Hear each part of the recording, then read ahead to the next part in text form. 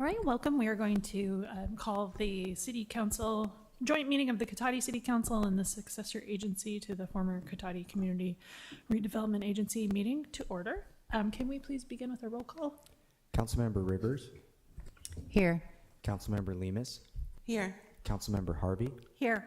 Vice Mayor Ford. Here. Mayor Sparks. Here. At this time, we are going to do a land acknowledgement followed by the Pledge of Allegiance. I invite you to stand and join us for that.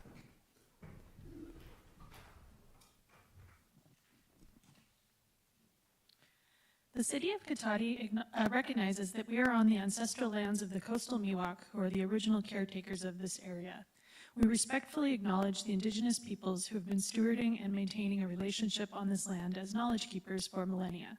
This acknowledgement does not take the place of authentic relationships with indigenous communities, but serves as a gesture of respect to the land that we are on. And now we'll say the Pledge of Allegiance.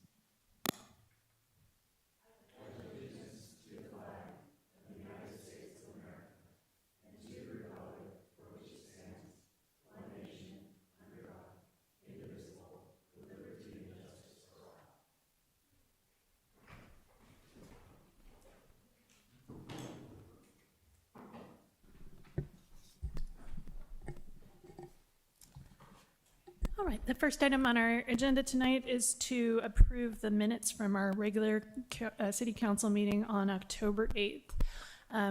Does anyone have any corrections or changes for the minutes? Mayor, just one note, I think you know this already, but there was an amendment to the minutes that was posted after the agenda was originally published.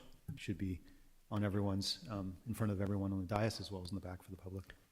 Right, there was a change to start doing a little bit of record keeping of it whenever we're amending the time limits for public comment, since we deviated last time. Okay, so at this time I'll open it for public comment, but this is just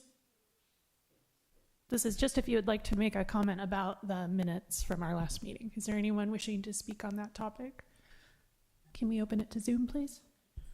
Thank you, Mayor Sparks. Speaking to our Zoom attendees, if you would like to make a public comment on approval of the minutes, please use the raise hand icon.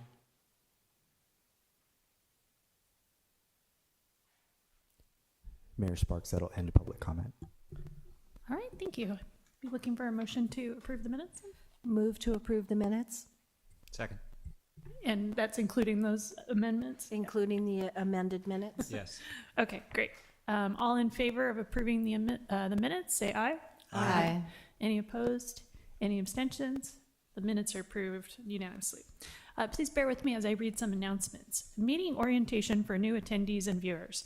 In conformance with the Brown Act and the adopted City Council rules, the meeting agenda includes items labeled as action items, where the City Council may consider the item. If the City Council considers the item, citizens will be afforded the opportunity to provide comments relative to the item being discussed.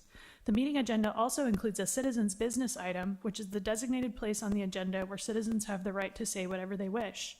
However, the Brown Act prohibits the City Council from taking action or considering any item that is not on this agenda to ensure that other members of the community who wish to provide comment are notified in advance through a properly noticed meeting agenda.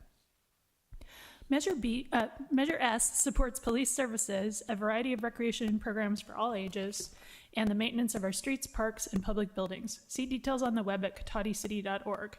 Citizens interested in receiving City of Cotati community alerts via text or email are encouraged to enroll with Civic Ready by signing up on the city's website, www.cotaticity.org, under the How Do I link at the top of the homepage. Like always, we love to hear from you, so please feel free to contact the city at 707-792-4600 or info@cotaticity.org.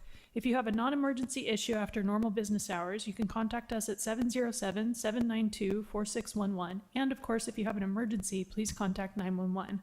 Continue to look for updates on the city's website and social media channels available on Facebook, Instagram, and Civic Ready.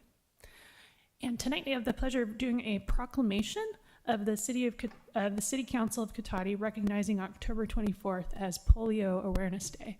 And I'm going to turn this over to Councilmember Harvey. Thank you for that. Wolf, would you and your guests like to come up while I read this?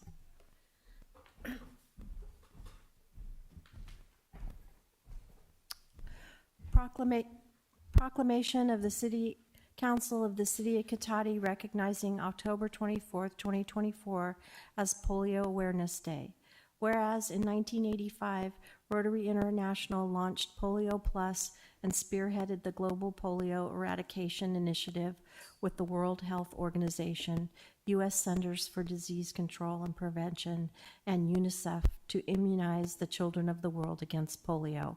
Whereas polio cases have dropped by 99% since 1988, and the world stands on the threshold of eradicating the disease. Whereas to date, Rotary has contributed more than 1.2 billion and countless volunteer hours to the protection of more than 2 billion children in 122 countries. And whereas these efforts are providing much needed operational support, medical personnel, laboratory equipment, educational materials for the health workers and parents. And whereas Rotary clubs in Cotati, Rohnert Park, and throughout the world have sponsored service projects to address issues such as poverty, health, hunger, illiteracy, and the eradication of polio worldwide. Now, therefore, be it further proclaimed on this day of October 22nd, 2024, by the City Council of the City of Cotati, that October 24th is proclaimed as Polio Awareness Day in the City of Cotati. Thank you. Would you like to share some words? Sure. Hi. Thank you.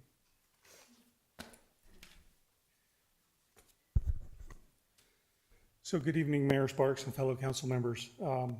Thank you for recognizing this important issue. My name is Wolf Reinhold. I'm a member of the Rotary Club of Rohnert Park, Cotati, past president, past district governor.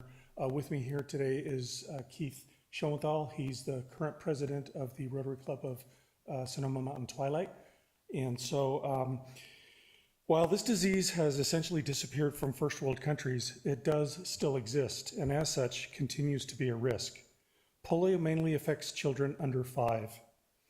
No cure, but preventable by vaccine. I have personally had the privilege of vaccinating children in the slums of Gujarat, India, helping to ensure that they will never contract polio in their lifetime. In 1988, there were still over 350,000 cases of polio in 125 countries in the world annually. Some may still remember the Shriners Hospital for Crippled Children on 19th Avenue in San Francisco. Most of those were polio cases, children affected by polio. Today, to date, only 62 cases have been recorded in 2 endemic countries, Afghanistan and Pakistan, basically in war-torn regions where it's difficult to get vaccinations. As long as a single child remains infected, children in all countries are at risk of contracting polio. Failure to eradicate polio from these last remaining strongholds could result in a global resurgence of the disease. It's only a car ride, bus ride, train ride, or plane ride away, as we saw with measles a couple of years ago. While it is a top priority for Rotary to eradicate this disease, one does not have to be a Rotarian to join in the fight. Anyone can contribute to the cause. Plus, any donations made are matched 2-to-1 by the Gates Foundation. So, if anybody chooses to go forth with this, you can go to endpolionow.org, endpolionow.org, and contribute to help eradicate this disease from the world. Thank you, Wolf, and thank you for all you do in addition to your polio work. Would you like a photo with us? Yes, please. Okay. We have our own personal photographer. Hey, Dane.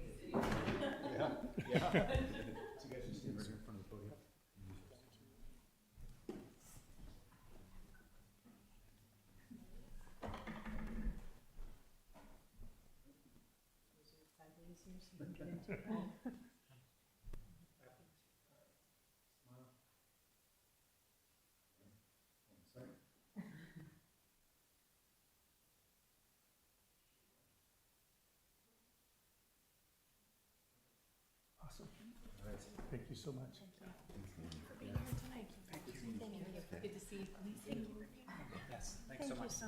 Thank you.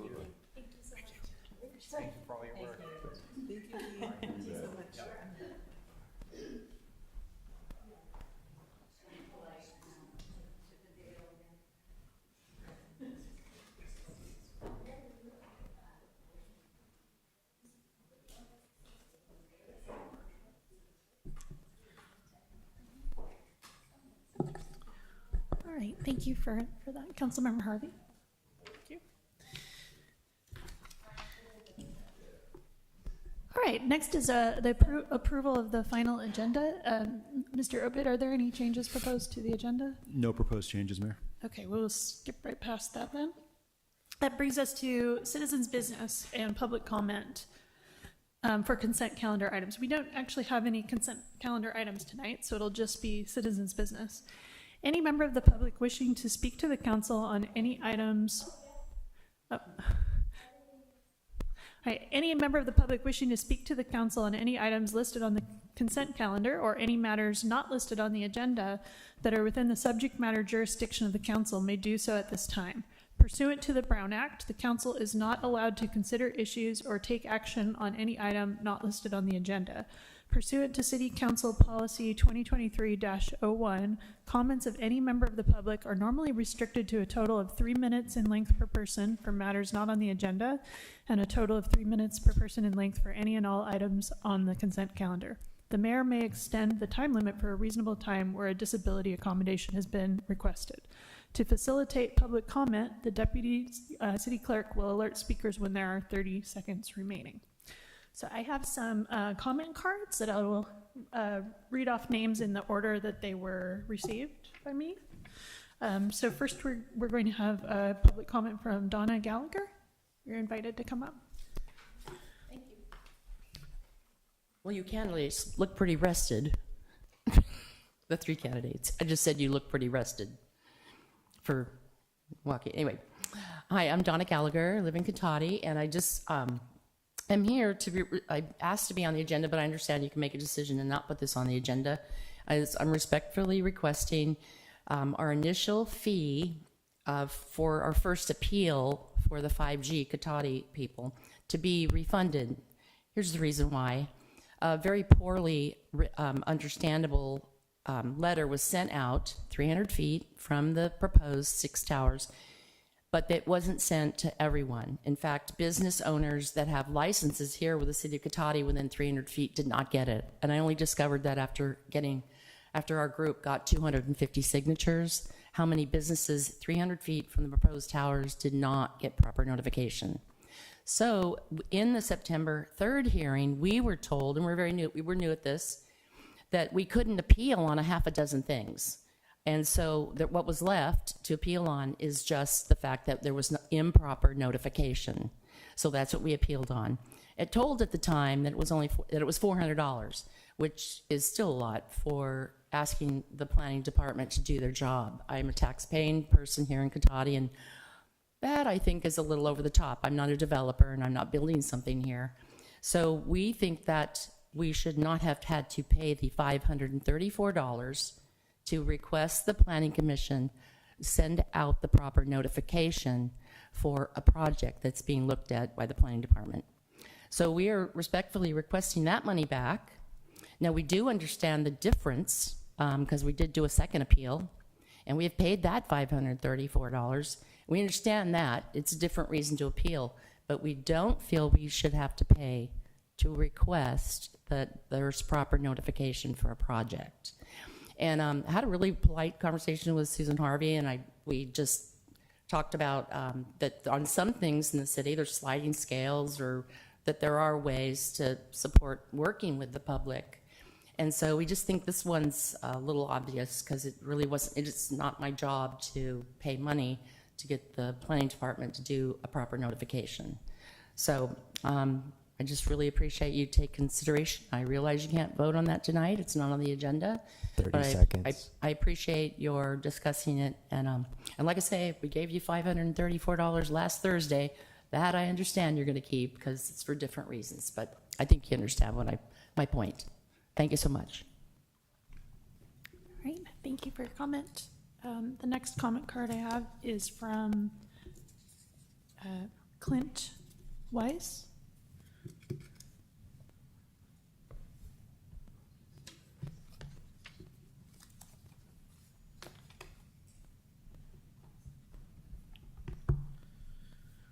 Hello, my name's Clint Weiss, and I live at 27 Lipton Way, and I'm just here to oppose the proposed towers that are possibly going to go in right behind our house. And at the last meeting, or in front of the Planning Commission, I spoke a little bit about having my 4-year-old daughter, and the tower would be right behind her bedroom window, and her health and well-being is my #1 priority, and there's no limit on what I do to protect her and just give her the best environment possible to grow up in. And there's just no amount of expert testimony it's going to convince me having a cell tower that close to her bedroom window is completely safe, and there's no reason for me to have concern about that.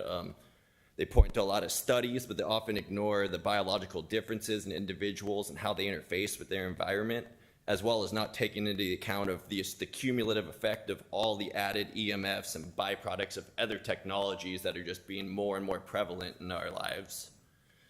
Historically, we've seen big industries try to convince the public there's no potential harm to novel practices until the evidence is overwhelming. Big tobacco is a good example of this, how they manipulated the public narrative for decades, but we've seen this across other industries as well. And it seems that putting profits over people's health and well-being is just too common in our current economic and societal setup. So there's a ton of us here who feel very passionate about this, and that's why we keep showing up, and we have no plans of just going away quietly or giving up, and we'll even take it to the state level if we have to. And what I'm asking for is just, I'm hoping that anybody here with a larger voice and influence in our community can just take to heart how much this means to us, and maybe even get on board with us and give us a fighting chance to stop these cell towers from going up at this location. Thank you. Great. Thank you for your comment. The next comment card is from Jennifer Laporta.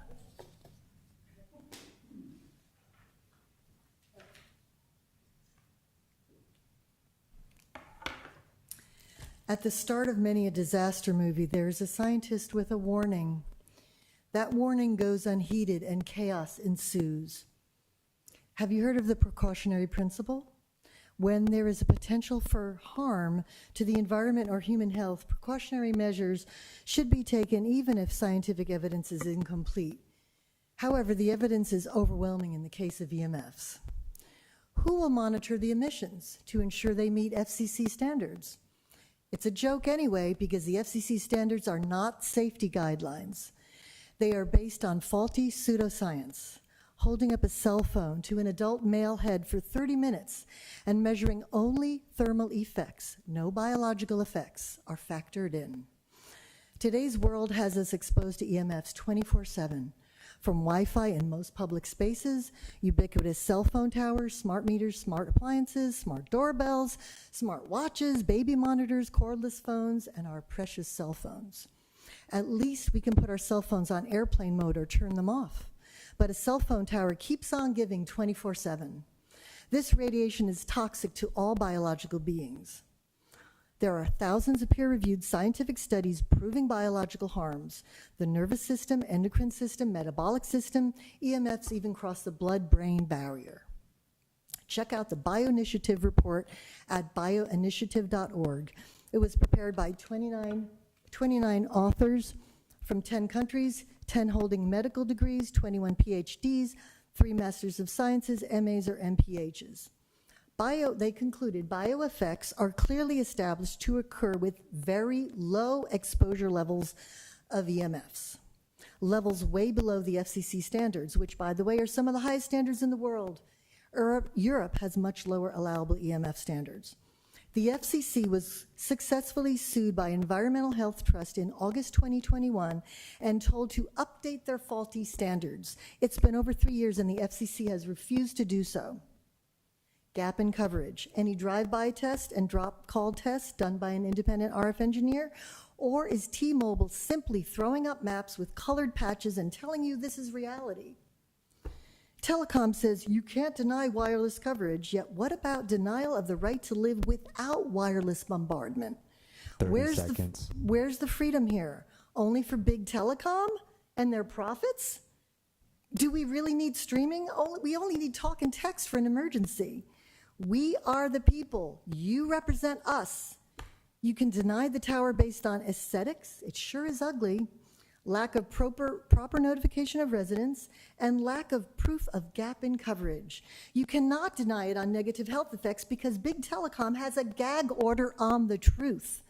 That's the same reason Big Telecom gets an exemption from CEQA. Just to let you know, I am on the board of the EMF Safety Network. We are a nonprofit advocacy organization. Can you, I'm sorry, can you finish up your comment? Sure, Your time is up. dedicated to educate and empower people by providing science and solutions to reduce EMFs. Thank you. Thank you very much. The next card is from Jill Seymour.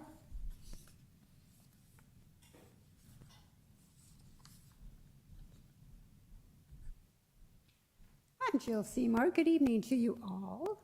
Hope you're having a nice evening.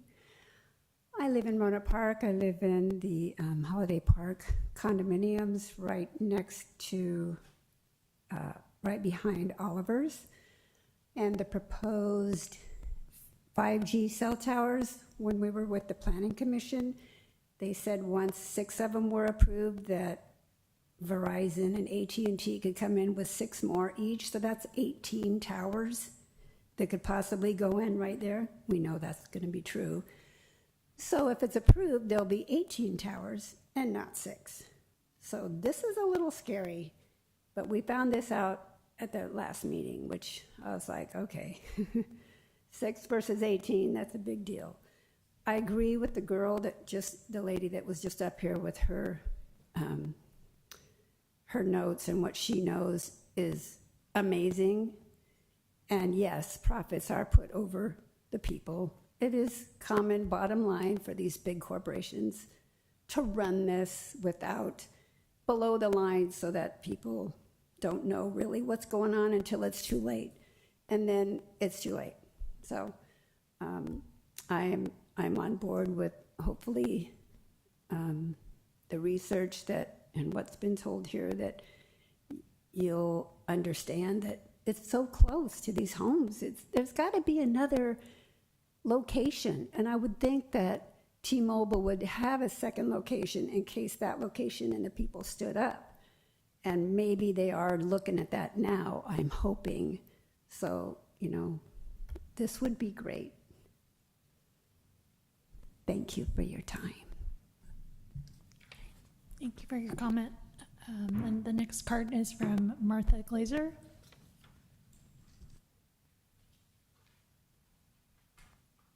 Hi, good evening. I'm Martha Glazer, and I just want to say a few things. I really appreciate the time you're taking to listen to us, so thank you for that. And I appreciate what the people who have spoken already have said. Jennifer Laporta is modest, but she has a degree in environmental studies.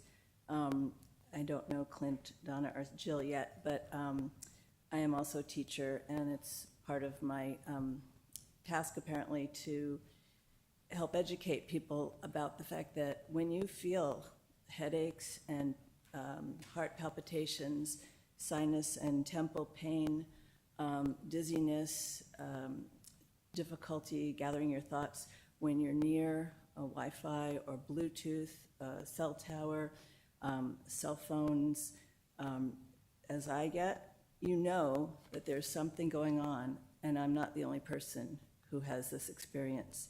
I managed to, I have a computer, I have a non-Wi-Fi router, I have a landline, and I have cell phones just to use if I'm traveling so that I can be in touch with my family in an emergency situation. It can be done. I worked at a school in Sebastopol, and I was able to use what's called a signal tamer, which is a metal bag that can be put over a router to reduce the EMF, the readings that are visible on a monitor, on a meter, as well as a corded Ethernet for the Chromebooks that students that I was teaching special ed to were using. However, the district wasn't willing to have those accommodations stay in place, which means that students who already have neurodiversity and neurological issues are going to have more from the energy that's coming from the technology. I just want to say it's a whole lot easier to prevent a tower than to take one down. it's hard to remove them. So if cancer clusters appear, if people feel sick, if children get sick. I remember being in a meeting in Santa Rosa a number of years ago, and there was a young man from Sacramento who showed pictures, and it sounds like the proximity is similar to what Clint was describing for his 4-year-old daughter. And we were hearing about how 30 sick seconds. the family got, the children were getting. Some of us know a woman in Santa Rosa who's lived in her family home her whole life, and there's a tower near her house, and she's extremely debilitated. So please don't make the mistake of just rubber stamping this. Please take the time, and your hands are not tied. So many politicians and representatives in our democracy now about this issue just say, my hands are tied. I can't do anything about it, but you do represent this community, and if we're going to uphold democracy against these companies, you know, the $560 or $34 that got spent should be returned, of course. For democracy, you shouldn't have to pay, and we know that the billionaire corporations are paying a lot to get your attention. So please think carefully and take this up again and prevent the tower. Thank you. All right, thank you for your comment. Is there anyone else in the chambers tonight who would like to make a comment on this topic? All right, can we go to Zoom, please? Thank you, Mayor Sparks. Once again, speaking to our Zoom attendees, if you'd like to make a public comment, please use the raise hand icon. And we see a hand from Lori. Lori, you have the floor. Hi, it's actually the first speaker of talking about the Planning Commission and needing to do their jobs and not costing so much to is a whole issue that came up today. To take objections to a habitation in a vehicle, George Barrick and I, we both objected to it. We had no idea that it would cause the applicant to have to pay thousands of dollars for a public hearing because we objected. Then, because somebody broke confidentiality, because around the whole neighborhood now has been acting out against us because you guys broke confidentiality of who the people were. And you did this with George Barrick too, during the code enforcement. This retaliation, this not respecting privacy rights, and the costing people to appeal is ridiculous. It's you're pitting one neighbors after another for their for your gain, your financial gain, and it's horrible. This is you did it to George Barrick, your only challenger to the incumbents. The ones you have $1.5 million fine pending on him for a 15-month hearing. It's ridiculous. And I am so tired of all this, crap that you do behind the doors, especially the city staff, Noah, Damien, to go after the citizens and financially threaten them if they do anything. Thank you. Great, thank you for your comment. Are there any more Zoom comments? That was the last hand on Zoom. That will end public comment. Thank you, Mayor Sparks. All right, and I'll open it up just one more time to the chambers. Is there anyone here who wanted to speak on any topic before we move on to the next? Go ahead and come up. It's my first time. My name is Joanne Yeager. I live right behind Oliver's Shopping Center, and the shopping center is full of garbage. Every aisle of parking, every flower bed, bush, the whole thing is disgusting. I see the same trash day after day, week after week, month after month. It's, some of it, I started actively noticing it. It's been 3 months since this garbage is just sitting there. And I sent a letter to Mr. Somerville, who I believe owns Oliver's Shopping Center. Never heard anything. And I sent a letter here, never heard anything. I would like a job picking up the garbage once a week, once a month. I'm disabled and retired, and would like a little extra cash. And I think, I mean, the Safeway Shopping Center, Grocery Outlets Shopping Center, they're beautiful. And ours is embarrassing. That's all I have to say. Thank you. All right, thank you for your comment. All right, anyone else who's wishing to speak? All right. Are you getting up to speak or just leaving? Okay. Okay, thank you so much for everybody who came out tonight, and we've heard your comments. We appreciate you coming. All right, so that's going to move us on to direction on future agenda items. Give it a moment for the change. Maybe we'll take like a 2-minute break and just let everybody clear out.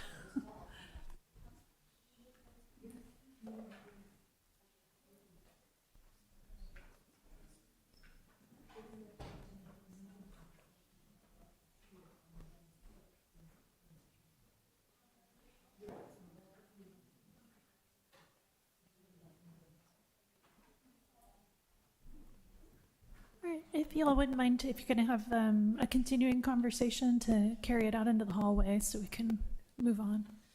All right, so that's going to bring us to direction on future agenda items. Is there anyone on the council who wishes to propose a future agenda item? Yes, Councilmember Rivers.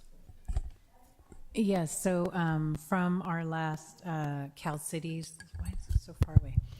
The Cal Cities meeting, I wanted to ask to have agenda is the idea of the community council here in Cotati, to discuss it, the potential of having one here.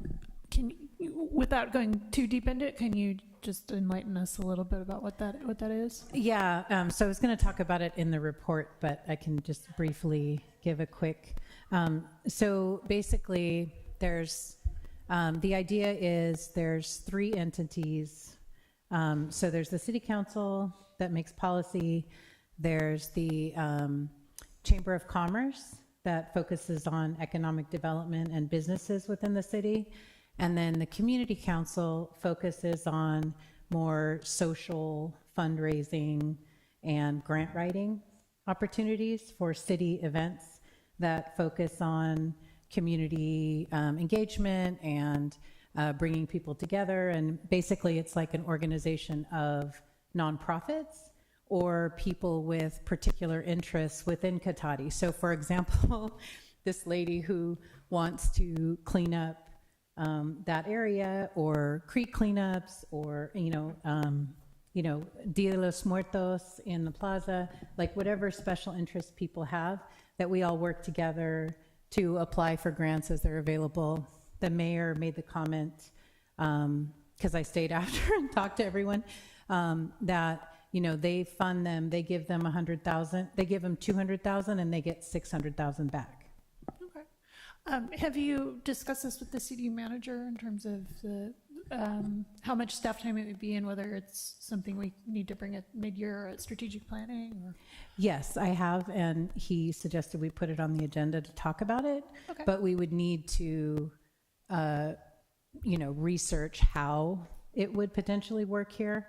The place that did the presentation, they have invited us to go out and spend time with them, and that they would, help us to how to form it here if we wanted to. So we have people who are interested. It would just be a matter of if and how we want to go about it. Okay, well, so I was just trying to get a sense of, is this something to put on like next week, or something to put on at mid-year? Do you have any suggestions or ideas? If the council wants to discuss it, if the model, as I recall, is Rancho Cordova. Yeah. Yes. So it would take a little bit of time to reach out to Rancho Cordova and get some information together. So it wouldn't be immediate, but I can put something together from that city. It probably wouldn't be more than here's what they do, something like that. Okay. Yeah. There, yeah, go ahead. Hi, yeah, I don't want to convolute kind of the issue, but I know that I've spoken to the city manager before about having a park nonprofit organization that works with the city to support parks. So I don't know if it's similar related to that. I serve on a regional park board foundation. That's what we do fundraising at grants for local park, for county parks. And I just this weekend went to the Petaluma River Park Project Foundation. And they also have a similar foundation nonprofit that works to support specifically that park, but it's something similar. So I don't know how related it is, but I know I've talked to the city manager about something like that in the past. So if we can kind of include that in that conversation. Yeah, so if I can just, do you want me to wait? Well, I don't want to get too much into discussing it, just so that we don't run afoul of our rules, but is there any objection on the council to agendizing this to talk about? My only concern is, what are we giving up? That would be my only concern. If there's a lot of work that has to be done by staff to reach out to Rancho Cordova to understand what they're doing, I want to know what is it that I'm not going to get. Okay, yeah, go ahead. Yeah, so I would expect it would be, so with very specific direction, like Rancho Cordova, I could talk to that city specifically, and with Councilmember Lemus, with the Park Foundation, I could get specific information about that particular nonprofit and just put it together. It might take, probably take a couple of days of my staff time, but that's, I'd imagine in total to put it together.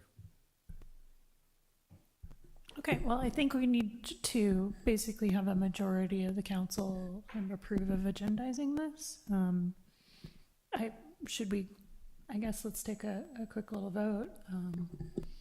Do you want to move to put this on the agenda? Okay, I move to put the study of the community council or discussion about whether a community council might be right for Cotati to the agenda. Okay. Well, I'll second it. And then all in favor of agendizing this on a future meeting? Aye? Aye. Okay, any opposed? Abstentions? Okay. I would prefer we wait till strategic planning, but that's just me. Okay, so it sounds like most folks are okay with doing a little bit of research and bringing this forward when we're ready. So we'll try to do that. Okay, any other agenda items? All right, so that moves us on to our regular action agenda. We'll start with item 12A, the Award Energy Services Agreement for Microgrid EV Fleet Infrastructure. Okay, thank you, Mayor, members of the council. So tonight, we're going to talk about a resolution awarding an energy services agreement to Schneider Electric for preliminary assessment and authorizing the city manager to execute the agreement. So as the council, of course, knows, one of the strategic goals has been for a couple of years now. It's highlighted to that top level strategic goal, including this fiscal year, is to reduce greenhouse gas emissions. And this follows years of policies directing the city to take action to reduce greenhouse gas emissions, both for municipal operations, but also within the city. And as a result, the city has a long history of energy efficiency projects to reduce energy costs and greenhouse gas emissions. And these are outlined in the staff report as well as the RFP, so I won't go over them in detail, but you can read them there. In 2020, there was also an energy resiliency feasibility assessment that was performed by Terra Verde Energy, and this was done on behalf of Sonoma Clean Power, which is also attached, to the RFP. And as part of that, they studied a microgrid at the police station and what that solar sizing and battery sizing might look like. The city purchases all of its electricity from Sonoma Clean Power. It's a local community choice aggregator, and we have selected the 100% renewable power, the Evergreen mix. With regard to this RFP, on July 17th, the city posted the RFP for energy services firms, which, as I mentioned earlier, is attached to the staff report. And the announcement was distributed to the entire list of qualified energy services firms published by the DOE, as well as other interested parties. And so it was sent out to about 120 recipients. And the proposals were due August 22nd, and the city received a total of 4 proposals, and they were from, the firm names were ENGIE, Schneider Electric, Centrica, and EcoGreen. And they're all attached to the staff report if anyone would like to read those. And they're also available on the web agenda. So each of the proposals were reviewed by a review team consisting of internal and external reviewers. And the intent of the RFP is to work on implementing the next phase of energy efficiency and resiliency work consistent with the City Council's, as I mentioned earlier, strategic planning goals and objectives, including long-term vitality, climate change, and best-in-class services. So the major focus of the proposed work in the RFP was energy efficiency upgrades to lower emissions while simultaneously stabilizing future energy costs, expanding the electric vehicle infrastructure to continue with fleet electrification, and exploring the feasibility of microgrid to support public safety and other critical emergency operations at the City Hall complex, as well as a PV and battery backup system at the courtyard. And there's a longer, more detailed list in the proposal of specific measures. The intent of the City Hall complex microgrid is to power it primarily through PV and battery storage for operational peak shaving and backup during emergencies while retaining the existing diesel generator for extreme situations only. So if feasible, this would effectively idle the diesel generator in most scenarios.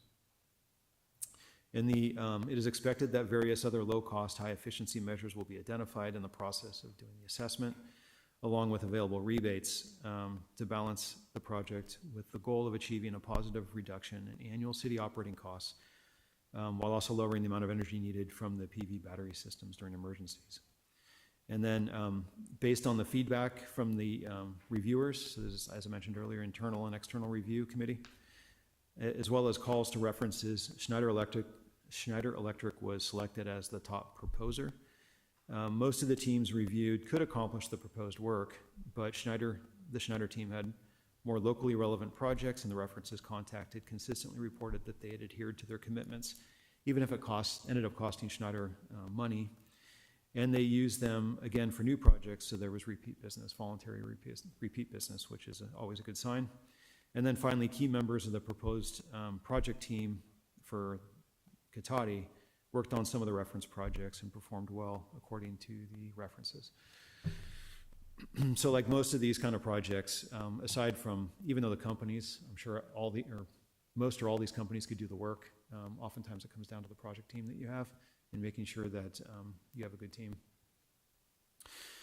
And then if the City Council authorizes the city to proceed with the assessment with Schneider Electric, the preliminary evaluation could cost $8,000. If the city chooses not to proceed further with the investment grade audit or any further into the process. If the city then moves to an IGA, which is the investment grade audit, then the IGA could cost somewhere between $75,000 and $110,000. That'd be subject to negotiation at that time. If the city moves forward with any identified project, this cost would be rolled into the ultimate project cost, and so there would be no upfront cost at that time. If the city declines to move forward, the city would be required to pay for either the preliminary evaluation, which I said was $8,000, or if we do an IGA and decide to not move forward at that point, then it would be whatever the IGA costs. So that could be, it's estimated somewhere between $75,000 and $110,000. If the initial work is authorized by the City Council, staff would return to council after the preliminary evaluation to discuss the projects which appear viable, and have a discussion at that time, and then seek further if there is something viable, seek further authorization to proceed to the next step, which would be the IGA phase.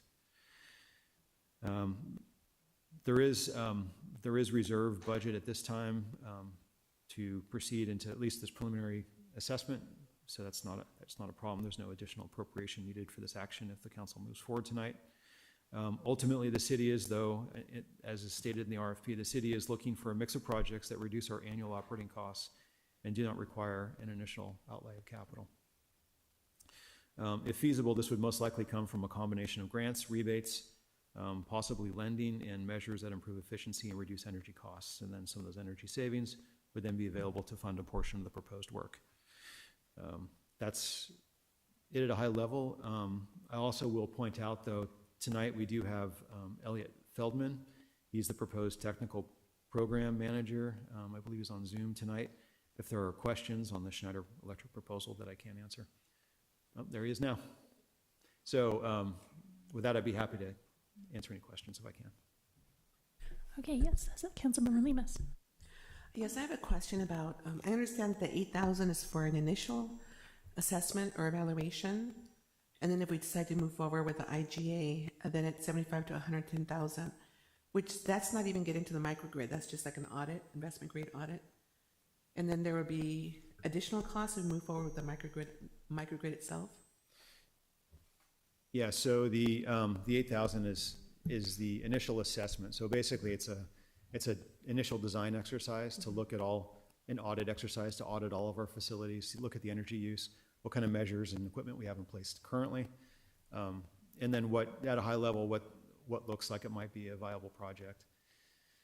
It only costs 8,000 if we decide at that point we don't want to move forward. So then we would pay 8,000, and that would be the end of the relationship or the evaluation. But if we do move forward to the next phase, to the IGA phase, then it would cost that would be a more detailed assessment of all the measures that we deemed to be viable that we wanted to pursue. And the investment grade audit it's a specific tool that's used to guarantee the savings. And so at the back end, what happens is there's a savings guarantee. So for example, Schneider might say, we'll put all these measures in place and you should save $100,000 a year in energy costs, or whatever the number is. That's just, I'm throwing a random number out. And then after the project's over with, they monitor the actual energy usage. And if we don't hit 100,000, then they have to pay the difference so that we realize $100,000 in savings. So that's what a guaranteed savings agreement means. Okay. So it's a much more robust audit. And that includes also it's a much more robust audit. And if, I was going to, just one last point.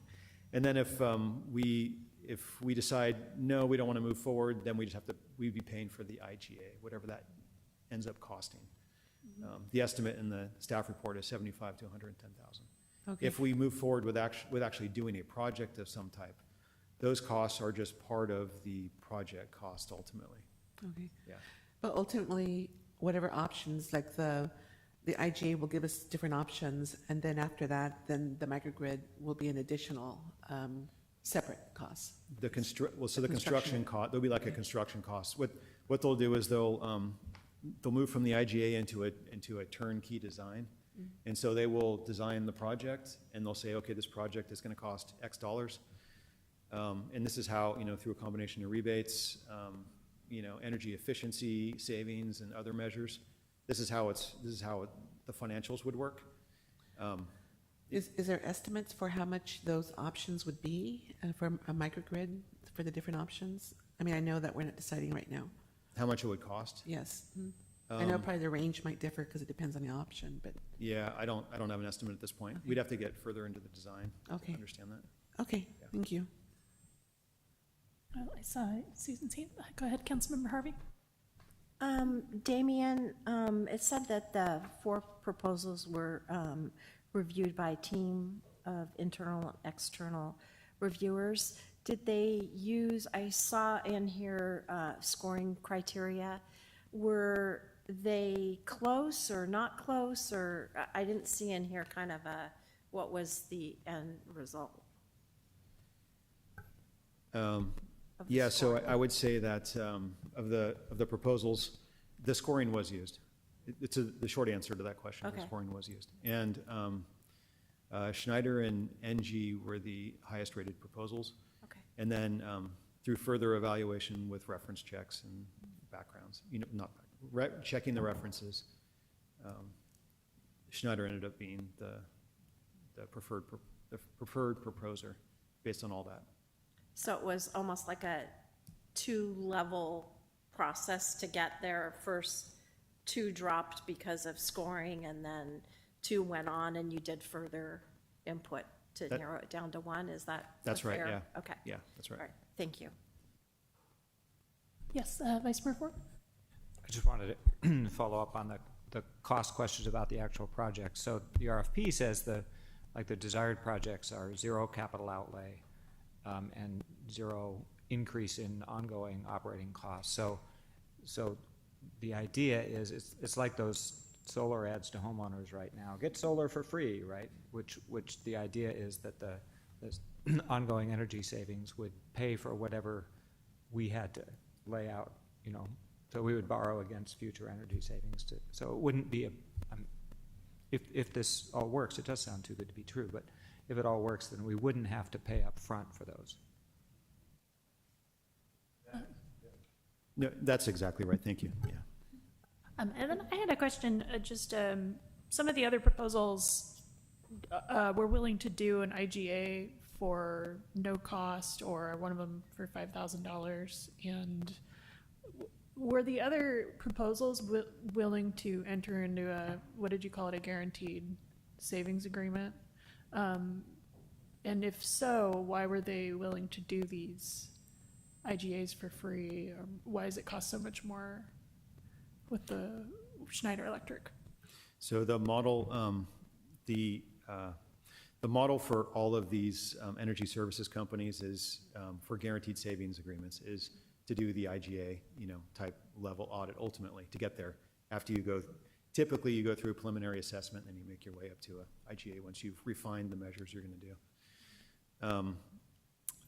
In terms of, so based on some of the feedback, and I think Elliot can speak to this more, some of the concern with some of the free models is that it can create a situation where the ESCO, the energy services firm, is going to want to find projects, even if it maybe isn't in our best interest, because even though it's free, they're still paying for it, and so they're going to ultimately want to recoup those expenses. And so I'm not saying that everyone would do that, but it definitely provides the temptation to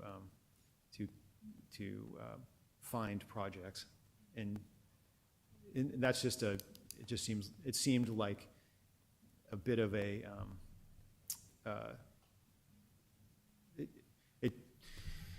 it just wasn't. It sets up a situation where someone could do something that's not in our best interest to try to, develop a project that doesn't work.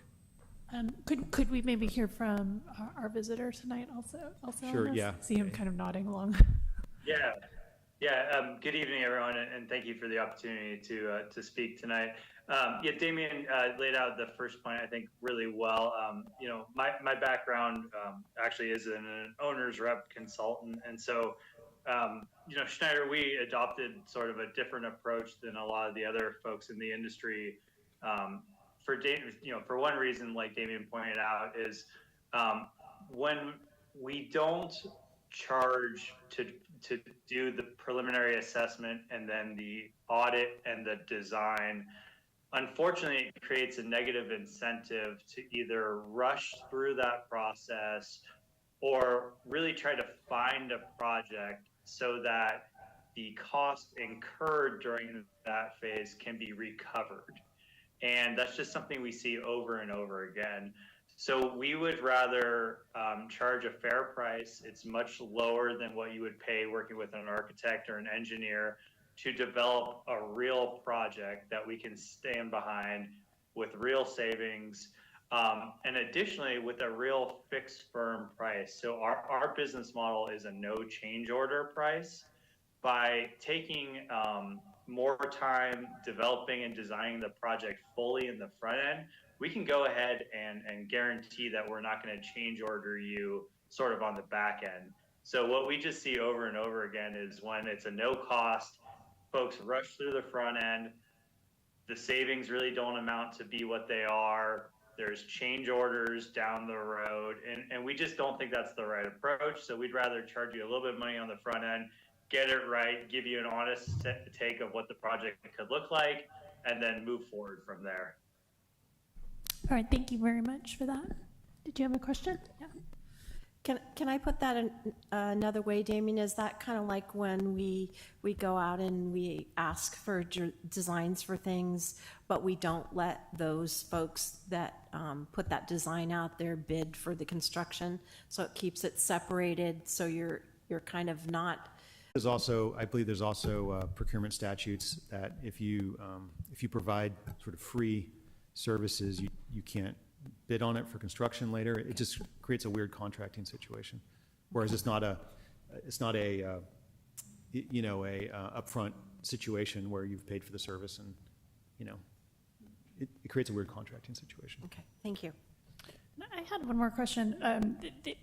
When I was looking through the assessment that was done a few years ago, it looked like with the third-party model with no capital outlay at the start, the savings were pretty marginal and were realized maybe after 10 or 15 years. I can't remember the exact number of years, and it was pretty modest. So my question is, are we going to know at the end of this $8,000 process, have some idea of whether it's going to be worth it to put out the money for the IGA? Or at what point, because you said after the IGA, we don't have to go forward, but that's a big chunk of change to invest and then ultimately not do anything. So how solid of an idea are we going to have after the pre-assessment? So I can start the answer, and then maybe Elliot can finish this up. So the assessment that was done before was just it was focusing on solar and battery at the police station. What we're talking about is a more holistic approach. There's probably a lot of other things that will, when you look at any particular measure in isolation, it may be marginal in terms of its benefit, in terms of financial benefit. But then if you, ideally, you can pull in a holistic group of elements to your project that end up actually making it overall much more cost positive, revenue positive. So that's what we'd be looking at with the preliminary assessment. And as far as how much we can rely on that PE, I'll let Elliot weigh in on that. Yeah, it's a really good question. So yeah, we will look comprehensively. Our energy engineering team, we'll look at everything like replacing lighting at city-owned facilities, HVAC, the completion of the EV fleet infrastructure. And so at the preliminary evaluation, we'll have the conceptual numbers that will be able to give the ballpark range of savings. That gives you a really good indication if this is worth your while. It gives sort of preliminary cost estimates and energy savings that will then inform you if you'd like to move forward. That next stage is really, as Damien mentioned, to do the detailed design, audit, and then for us to be able to guarantee those savings. So you'll have enough substantial information to decide if it's worth your while after the first step. Okay, great. Thank you. That makes me feel a little bit better about it. Does anyone else have other questions? All right, let's go ahead and open this to public comment. Is there anyone on Zoom? Not at this time, Mayor Sparks. Okay, is there anyone in the chambers wishing to comment? Okay, so we'll go ahead and close public comment and bring it back to the council. Do you need a motion on this statement to approve this? It's a motion to approve a resolution, okay. Yeah. Anyone want to take a stab? All right.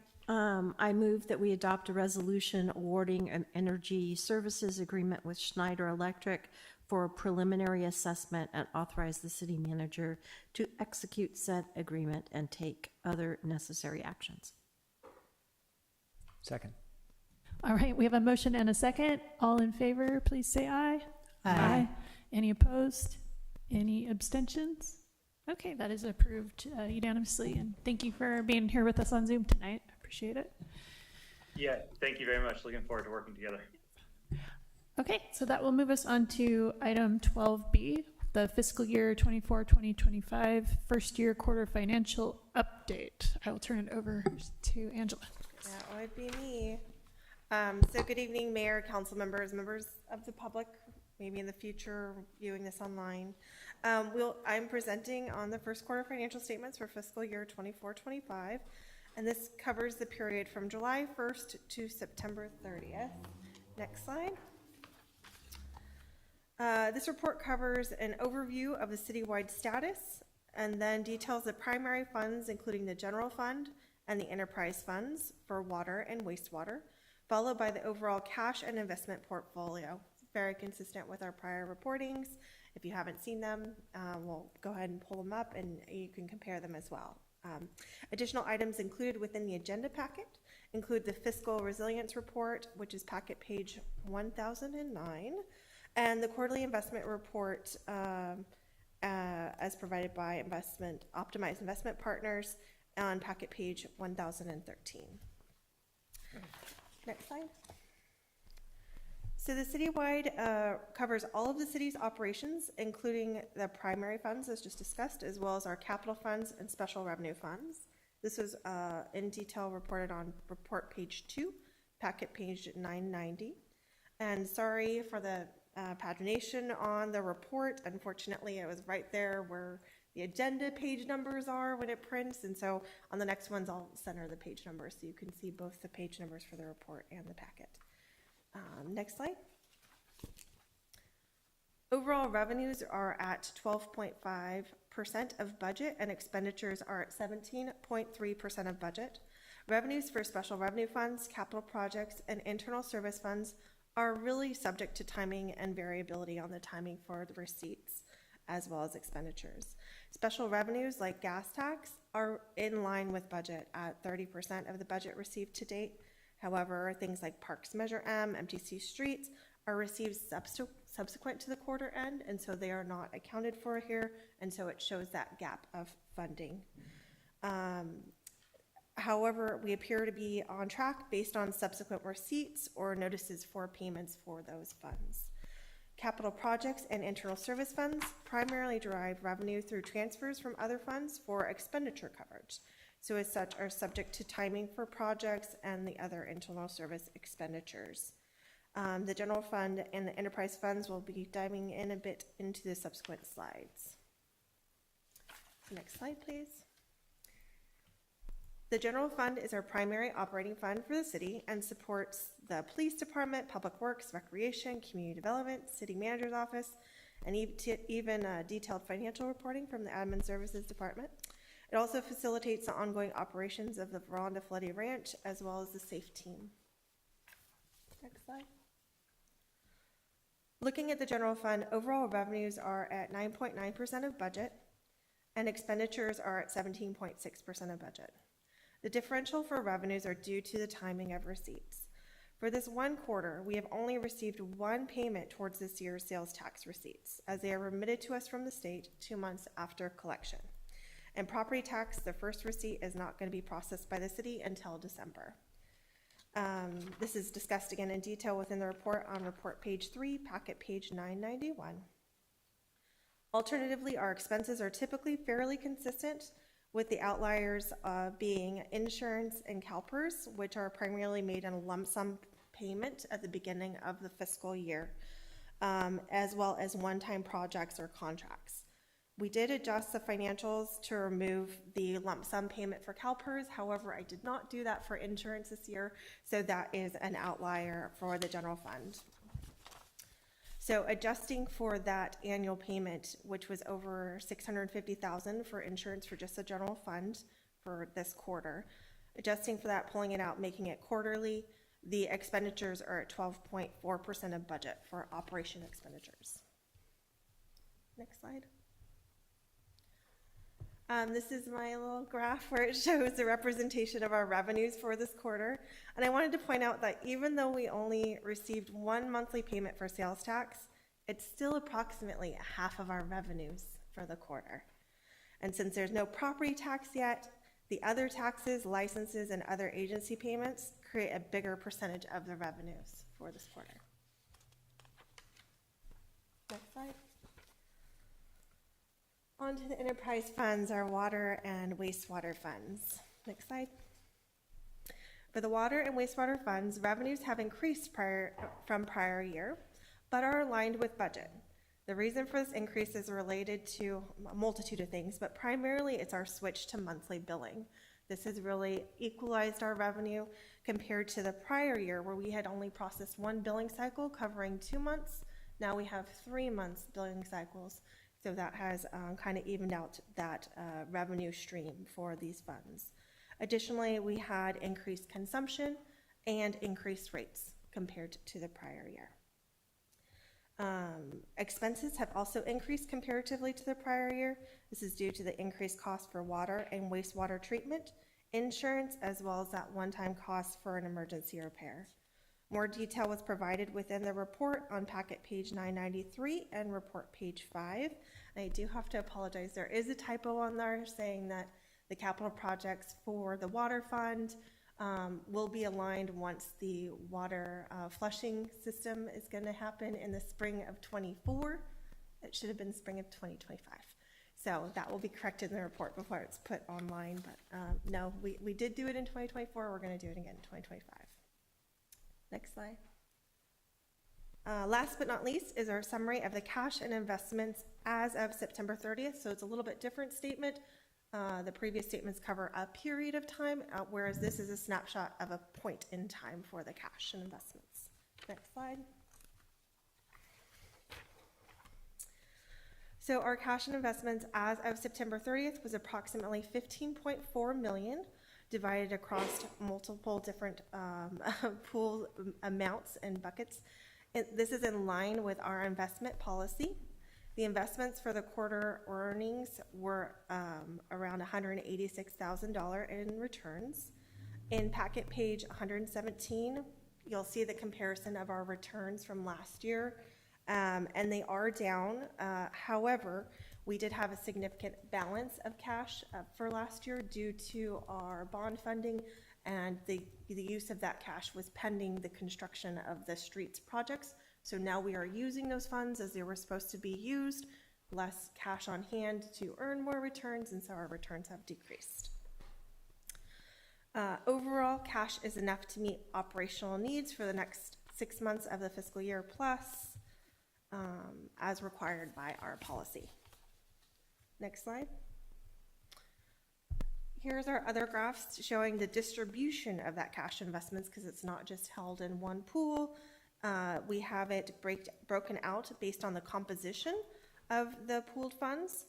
This is primarily held in CAMP, which is a pooled cash reserve fund at approximately 72% of our cash balance, as well as cash and investments, as well as US Bank, which has our laddered investments going out 4 years. And that's approximately 51% of our investments in cash balance. As well as the pooled investments by composition, we provide it by the funds that are holding the cash balance. And these are really held by our major funds, where the general fund has a composition of 30% of the cash and investments. Water fund is quickly followed by 24%, and the wastewater fund has approximately 20%. Next slide. So overall, with just 1 quarter to report, the fiscal year is considered on track with increases in both revenues and expenditures, with expenditures increasing, at our decidedly budgeted rate, where it has a little bit higher, but we look to meet that with our revenues for the fiscal year.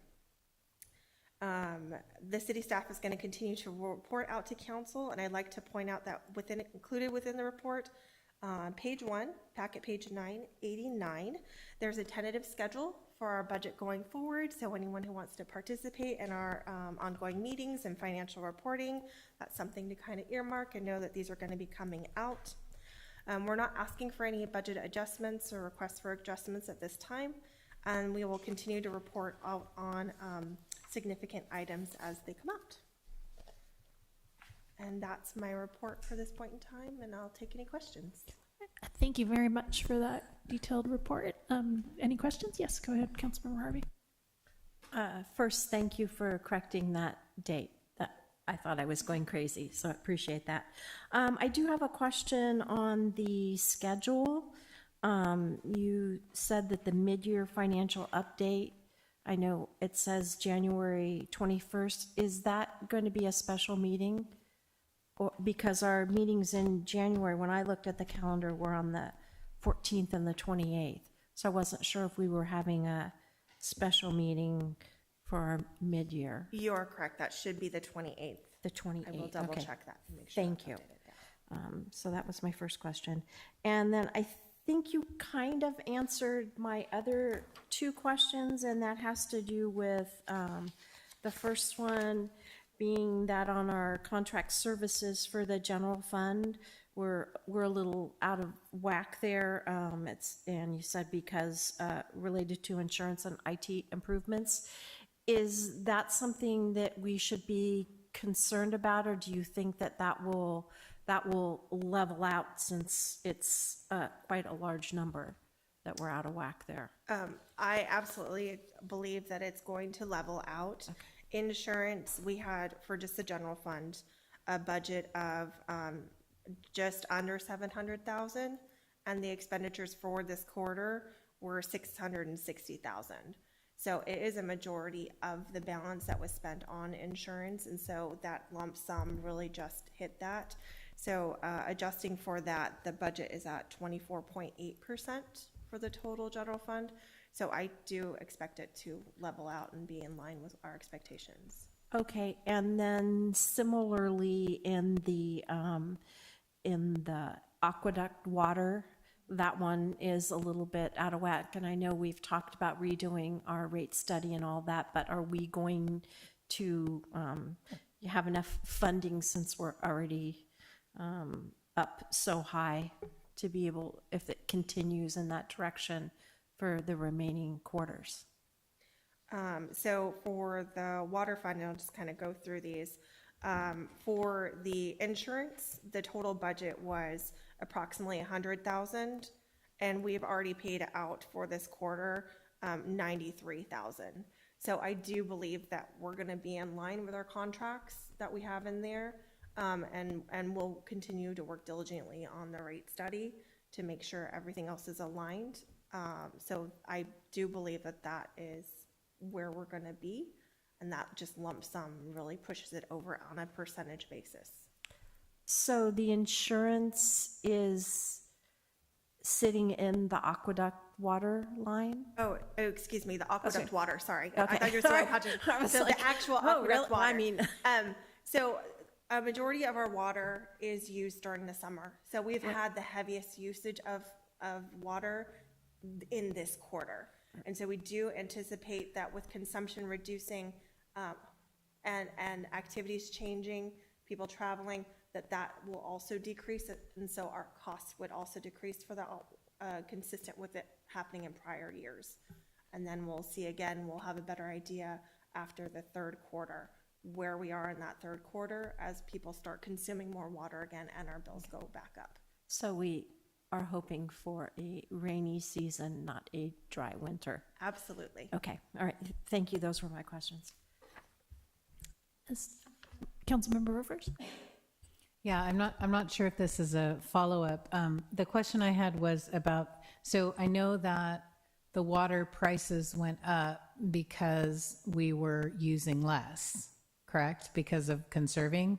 And so I was curious about the increased water use, but I see it specifies that it's from the aqueduct instead of from local well production. So I'm wondering, and I see a line item for aqueduct, but not for the local well. So what is the difference? And is there a way we can use more local rather than aqueduct to keep that lower? Is that not something we can do? Yeah. We did have one of the wells out of service for Oh, a okay. period of this time, and so we did use more aqueduct water during this time. Okay. And working to get that. I believe it's back online. Yeah, it's back online now, so we do look to reducing the aqueduct usage as we can. And those costs are really only the utilities is where we see the increase in costs for using the wells. Okay, and is there, where do we see the cost for the wells? It's embedded within the utility cost because really it's the cost of energy to run the wells. I just mean in terms of expenses, like is it? Other expenses. Other, okay. Mhm. All right, thank you. Yeah. Councilmember Harvey? Can I follow on to that? Because we not only pay for the wells, but now with Sigma, we also pay for the water. So as a municipality, we now have to pay for that water. So is that sitting also in the other, because it isn't free? So it's minimal, yeah. And do we include that? I believe it's in contract services. Is that where it's it not sits? included in aqueduct water, I believe. Yeah. Yeah, it's either included in other expenses, but that's not a one-time charge. We pay based on use. Yeah. Yeah. Now, It's pretty minimal compared to the energy and chemical costs.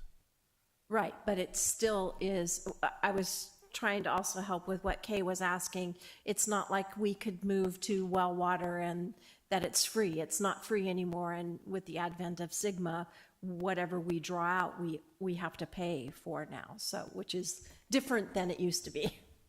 Right, but it sounds like it's still a lot less. Is that correct? Yeah.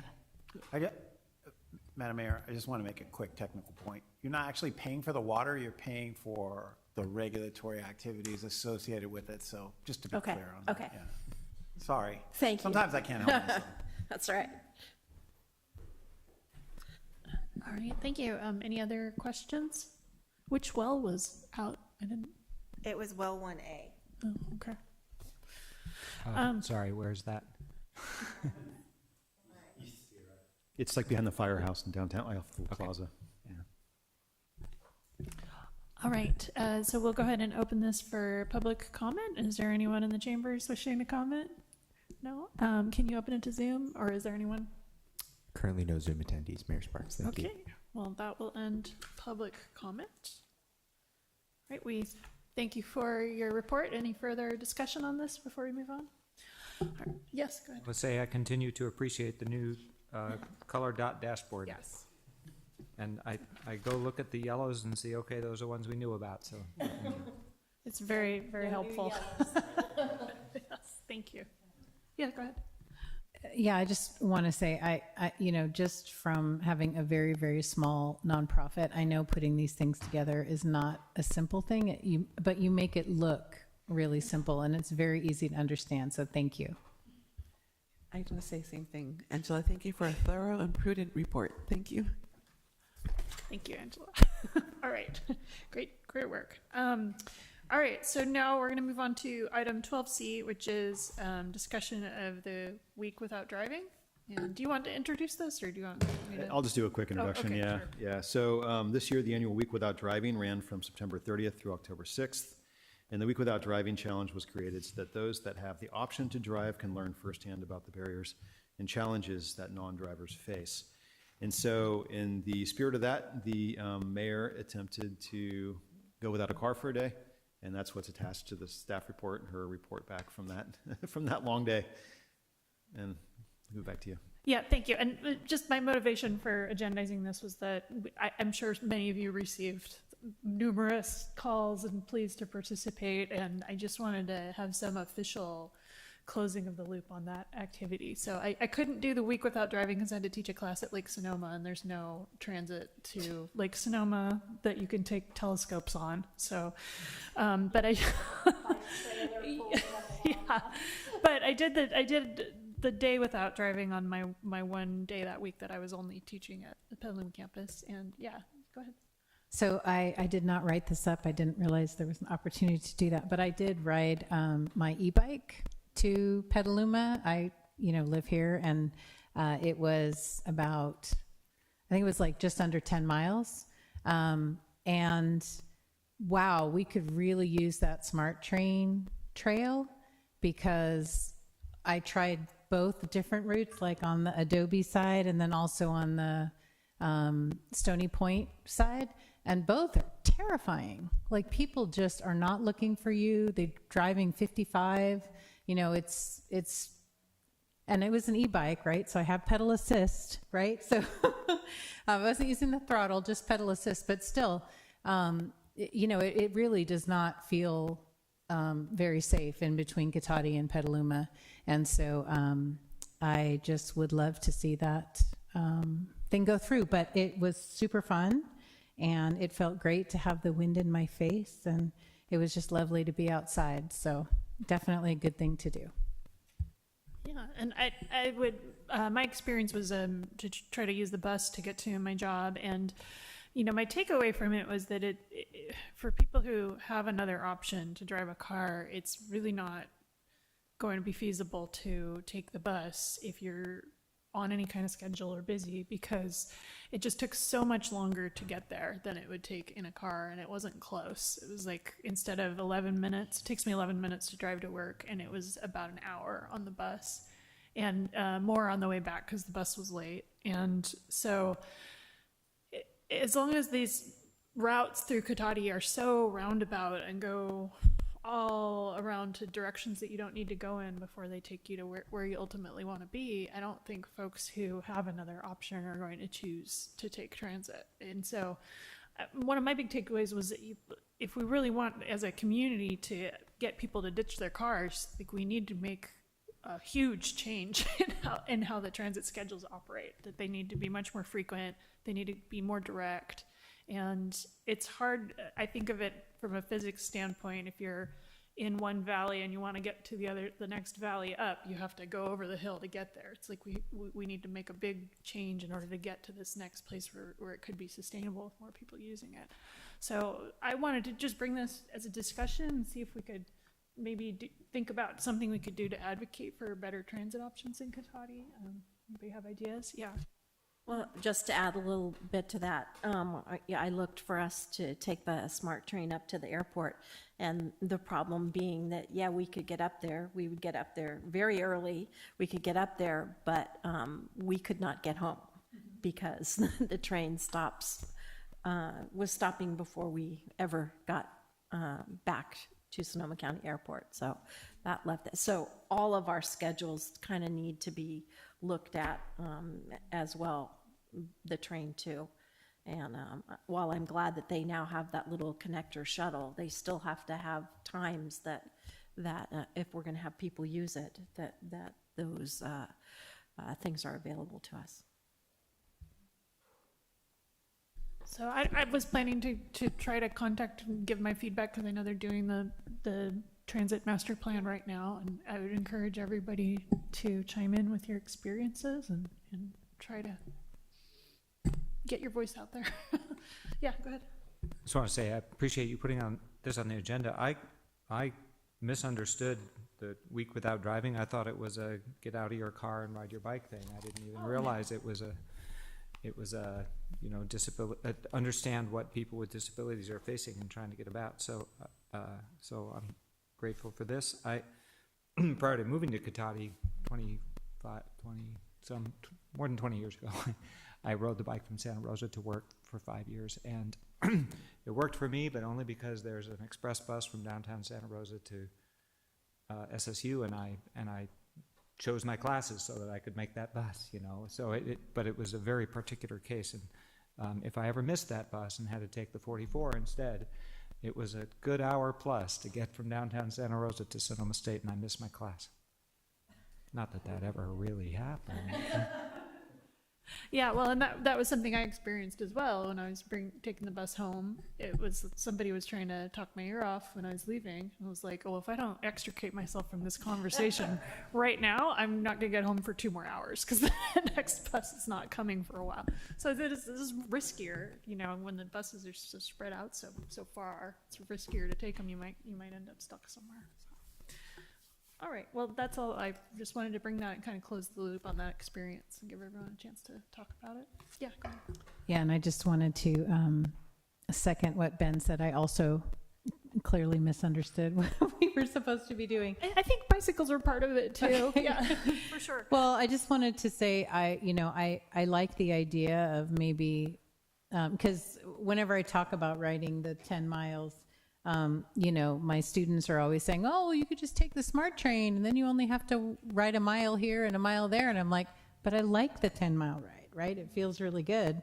But, like I said, it would be really great. It looks like it's supposed to be done, or it will be done, or I'm hoping it's going to be done. that a trail instead of a road would be really great. I think they're currently working on completing from downtown Petaluma to Pengrove. So the section that'll be missing is from Railroad to Pengrove, Railroad Avenue to Pengrove. Will still be missing. No funding for that yet. Or downtown Cotati or the west side or anywhere, yeah. Pengrove is not Cotati, so yeah. Yeah, Smart has a plan to continue the path. They just skipped that section between Railroad and Pengrove for now. I think it was a more expensive section to build because it's, I think, tiger salamander habitat area. So it's real expensive to mitigate through there. And there's other like wetland issues. But I think when they finish that section from North Petaluma to Pengrove, it's going to be complete through basically, I don't know if they're doing the new section from the airport to Windsor while they're building the extension, the rail extension right now, but certainly from, I think basically the airport. And there might be a gap left, but certainly from Santa Rosa all the way down to the county line, it's going to be complete with a pathway or some bike route, except for this segment, I think is the last one. Where exactly is the missing segment going to be between Railroad and Pengrove. Railroad and Pengrove? Down, yeah. Okay. I think, I mean, certainly between like the Coddingtown area, that station, and all the way to the county line, I believe would be a complete pathway or some pathway. Sometimes it goes off onto a roadway, but that's more in Marin than it is in Sonoma County, but I think that would be, except for now, this section that Ben mentioned. Which is a really crucial section for connecting us to Yeah. Petaluma. Yeah. And I think that's a great, you talked about commenting on the comprehensive transportation plan, which is, there's a link on our website, it's on our headlines. So somebody wants to find that link, they can go there. But I think that's a great comment to make on the CTP, as well as just, the experience with transit. Okay. Yeah. Yeah, because I know the Bike Coalition, has a bike map, and I studied it really carefully, and there's just no recommendation between Cotati and Petaluma, really. I mean, it shows you how much traffic there is on the different sites, but it doesn't kind of show you this is where you go. Instead, it has a little dotted line for where the Smart Train trail is going to be. But even if they're going to skip that segment, then what's the best, safest way to get around it? Yeah. And I would ride my bike to work if I could take that trail, because I'm like you, I'm too frightened to be next to the traffic on Stony Point or Old Redwood Highway. Well, I've been doing it, but it feels super sketch. Yeah, I really wonder about the section in Pengrove, because the area where even the train is there is an area that floods a lot. So having the bike trail next to there, I mean, there's oftentimes where Adobe Road has been closed where that comes through. So I don't know, it almost needs somewhere else or raised or something through that area there. So it's not only habitat, there is actual flooding that occurs. I think it's a relatively expensive segment to build. That's why they've been building all the lower hanging fruit up into that. So all the unfinished stuff between Rohnert Park and Santa Rosa is also under construction or paid for? Great. Yeah, I believe it's either built or it's almost built.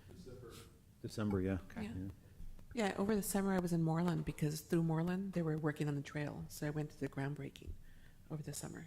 Yeah, so I think that one's just about done. I know they started working on it right away. Mm-hmm.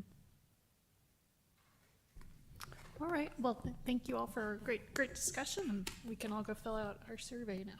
Okay. All right. So that finished. Oh, I guess we should do public comment since this was an action item. Anyone in the chambers wishing to comment? No. Is there anyone on Zoom? Yes, thank you, Mayor Sparks. We do have a hand on Zoom from Lori. You have the floor. Hi. For at least a decade, I've been trying to get the Sonoma County Transit Agency and council people to realize the big problems with transit in Cotati, and like the Route 10 doesn't even go back to the hub. It takes you an hour to go. You got to go all around Rohnert Park just to go, and it stops at 5:30. There's just all these problems, and I've been ignored for years now. The other thing I wanted to point out, and this is the disabilities part, paratransit, to qualify for it, you have to be with 3/4 of a mile or less from a transit stop. So my house is just at 3/4 of a mile from the nearest transit stop. And so but people farther down, they don't qualify, down the street don't qualify, because of the lack of bus stops in Cotati. So this is an issue that a lot of people don't qualify for paratransit because you don't have enough stops around, and I don't think you're aware of that. And I've tried time things before for Sonoma County Transit that like to go to my doctor's in Santa Rosa. I'd have to walk 3/4 of the mile if I didn't have paratransit, 3/4 of a mile, and then get on a bus, go to transfer downtown. It would be an hour and a half to get to Santa Rosa once I got to the bus stop. And to go from Cotati to Rohnert Park, because it's in a circle, to go from the hub to the senior center in Rohnert Park takes about an hour because with Route 10. So no seniors like at Charles Street are going to go jump on the 10 to go to the senior center in Rohnert Park because it's an hour ride. These bus routes have been here for 40 years, and I've lobbied for them to be changed. Nothing happens. 30 seconds. Because they're just not effective, and they have never been effective. And I hope that you guys can move forward on all this. Thank you. Great, thank you for your comment. Yes, go ahead. I would advise Lori to please jump in and put her comments on the survey that's on SCTA for the transportation, because they're looking at lots of this stuff, and her comments should be on that survey. Yeah, the more people to hear from, the better. Yeah. Is there any other Zoom attendees? That was the only hand on Zoom. Thank you, Mayor Sparks. Okay, thank you again to everybody. That will take us on to, is there any further discussion before we move on? Okay, so that will take us on to the city manager's report. All right, so this morning we had the police department hosted Coffee with a Cop, and also our canine Dolly was there at Pete's Coffee, and it was a great event. The officers had an opportunity to engage with community members that were there and have a hot cup of coffee. You may have noticed some work going on West Sierra over by Sierra Mobile Home. There is a PG&E gas main project that has recently started up out there, and they're replacing the distribution pipes within the Sierra Mobile Home Park. And the project will cause some disruption to traffic on Water Road and West Sierra, and the project is expected to last a couple months. I guess the gas main is coming in from Water Road, but there's also some ancillary work on West Sierra that could cause some traffic delays. Are they cutting into our brand new street? I hope not. Oh, good. It's a no, yeah. Water Road, yeah. Yeah, Water Road's old and not new, so, yeah. Yes. Yeah. We do have a prohibition on cutting into new, unless it's an emergency, and this definitely doesn't qualify as an emergency. So it actually works out perfect. But good question. So sidewalk gap closure project, if you haven't been out there, that project is in its second week. The main work that's happening right now is along West School Street with pushing out the curb return at Maple, including grading a low retaining wall. This is between Clifford and Maple, a low retaining wall, replacing driveways, and doing the pathway. And that work is expected to extend in November. Once they're done with that side, they're going to jump over to the east side here and do Myrtle, Park Avenue, and Olaf. They have a little section on Olaf to do. And we also have just so you know, Putnam Park is about to start up. So we expect in the next week or two, we'll start seeing some activity at Putnam Park. We have a pre-con tomorrow. And so I think that's it for Public Works updates. Right now we have for admin services, I'm very happy actually to report again that our awesome team in admin services earned a Certificate of Achievement for Excellence in Financial Reporting by the GFOA once again, and this is for fiscal year 23-24. And again, it goes towards the Triple Crown Award, which recognizes governments that have achieved GFOA Certificate of Achievement in Excellence in Financial Reporting, which is 1, Popular Annual Financial Report Award, which is 2, and Distinguished Budget Presentation Award, which is the 3, the Triple Crown. So anyway, thanks to Admin Services for another just continued awesome work down there. And then I know this seems like it's glacial, but it's actually going to happen. So beginning in November, there's going to be a new format for the city utility bills. And when we went to monthly billing, there was some wrinkles that came up that we talked about. And we immediately went to work with the Encode, and November now we're going to have it. So Encode works slower than the federal government or whatever analogy you want to use. But anyway, they're about ready. So you'll see that soon. And there's also a new web page that's been stood up. It's live now on the Admin Services page. So you can go to under the city website, there's Water and Sewer Services and Understanding Your Utility Bill. If you go to that page, you'll see the new format and the description of what all the fields are.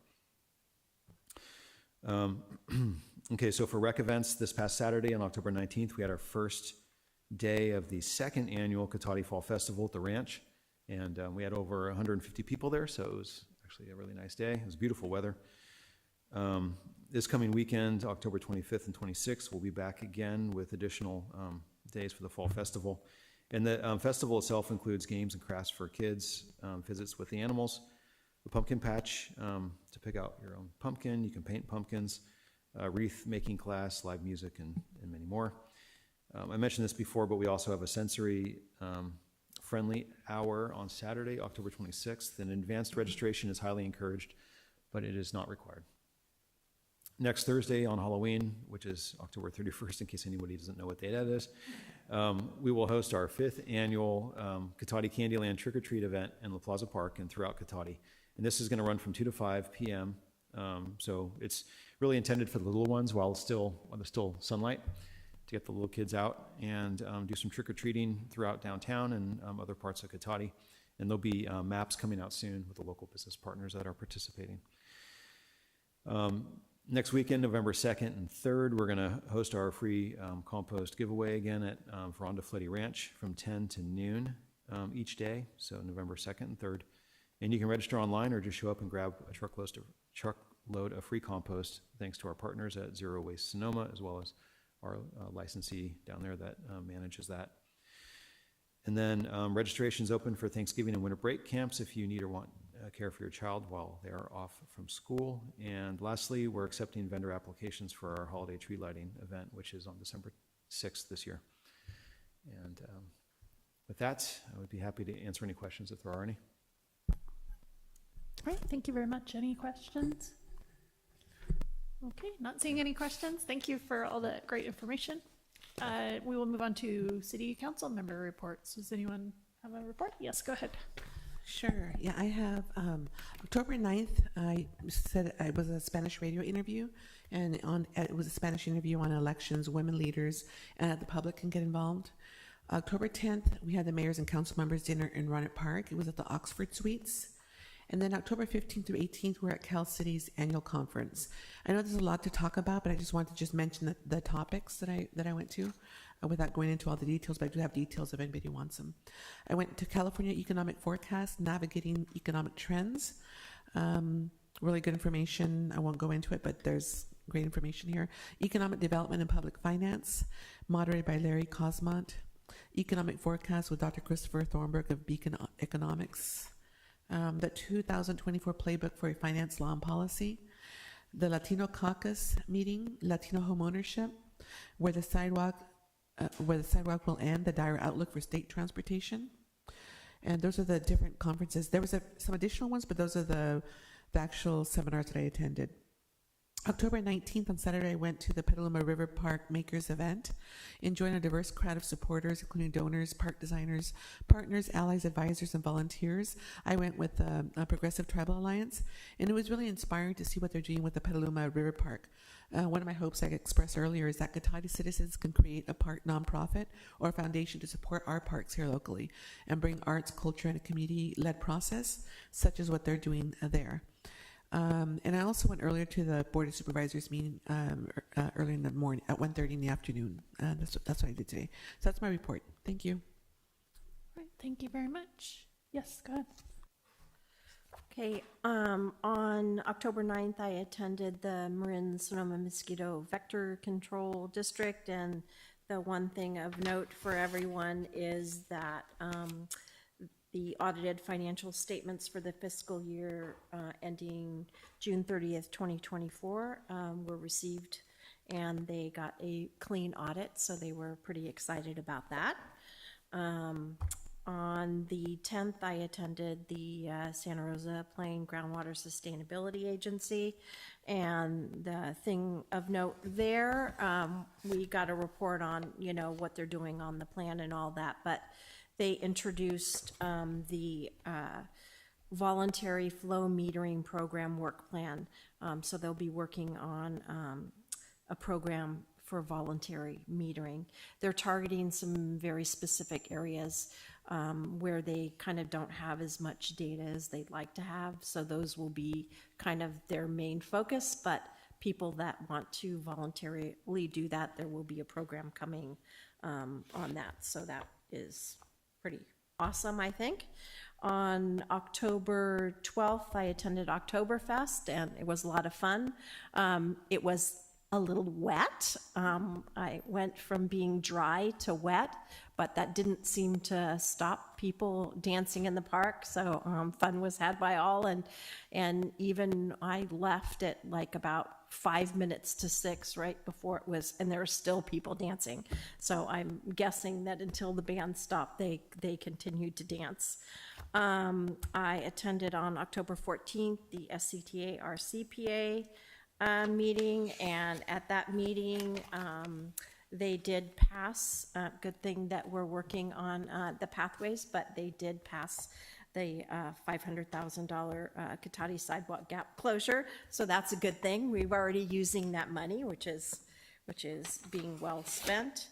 And then what was this one?